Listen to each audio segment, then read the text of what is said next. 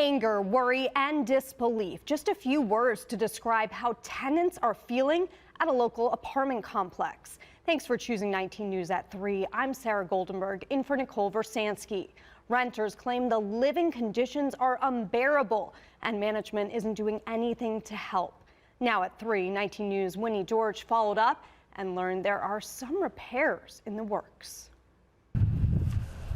19 News, as always, working to get results for you. Tuesday night, tenants at Granada Gardens Apartments in Warrensville Heights rallied outside the doors of the city council meeting, frustrated and absolutely fed up with the shabby living conditions, dead mice, broken elevators, and mold. We don't deserve this, and we're paying rent. Wednesday morning, we went to the leasing office. Tenants are complaining about deplorable conditions they're living here. How are you helping with that?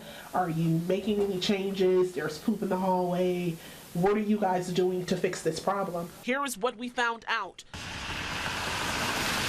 The ownership is planning to invest $4.9 million into the apartment complex in the coming months. Some of the improvements that have been completed or are underway, $31,000 in concrete and step repairs, hallway renovations, including new flooring, improved lighting, and fresh paint in the common areas, and ongoing roof replacement and repairs, even taking on plumbing issues. They say they hired a top-notch consultant to start extensive work on the elevators. Beyond just physical improvements, they are working to respond quicker when tenants have concerns. Tenant Lethea James hoping they can keep their word. She's been living at the apartment complex for 30 years. I'm familiar with that area. I don't want to leave that if they can fix some things. I talked to the senior property manager off camera. He was hired 3 months ago. He admits there is a lot of work to be done. He's just asking for patience. In Warrensville Heights, Winnie George, 19 News.